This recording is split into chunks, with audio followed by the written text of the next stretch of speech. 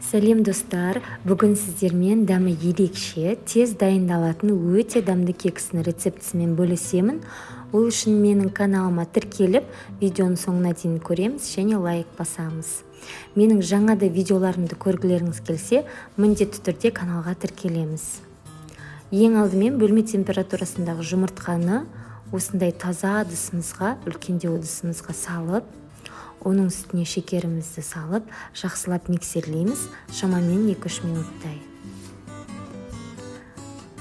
Және алдын ала сары майды, кекске қосатын сары майымызды шығарып, бөлме температурасында ерітуіміз қажет. Сол кезде біз миксерлеген кезде жақсы араласады. Қаймағымыз бен сары майымызды салып, тағы да шамамен 2-3 минуттай миксерлеп аламыз.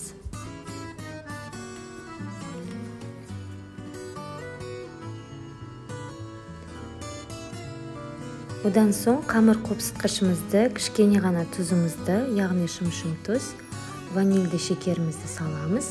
Оның үстіне картоп крахмалын қосамыз және елегіштен өткізілген ұнымызды қосып,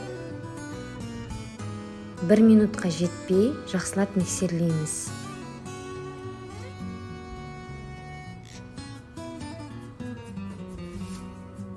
Сіздердің массаларыңыз қатты қою болмауы қажет, орташа болу керек видеодағыдай. Және сұйық та болмауы керек. Біздің енді осы массамыз дайын болды. Енді алдын ала біз пешімізді қыздырып қоямыз. 180 градус қызып тұрған пешке 25 минуттай пісіріп аламыз. 20-25 минуттай. Осындай кекс салғышымызға тестамызды құямыз. Жартыдан кішкене ғана көбірек болу керек. Одан көп болып кетпесін, себебі піскен кезде тестамыз сыртына шығып кетуі мүмкін, сосын формасын ұстамай қалуы мүмкін. Негізі дәл осы рецептпен 11-12 дана кекс шығады. Менде осындай мұздатылған шие болғандықтан мен осылай мұздатылған шие қостым, бірақ негізінде қосу міндетті емес. Осылай барлығын қосып болғаннан кейін қызып тұрған 180 градус пеште 20-25 минуттай пісіріп аламыз. Біздің кексіміз дайын болды. Қалауларыңызша бетіне қант ұнтағын сепсеңіздер болады, яғни сахарный пудра сепсеңіздер болады.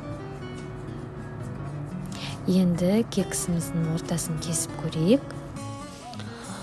Видеодан көріп отырғандарыңыздай, кексті ортасынан бөлген кезде сондай жұмсақ болып тұр, өте нәзік, дәмді және иісі деген өте керемет.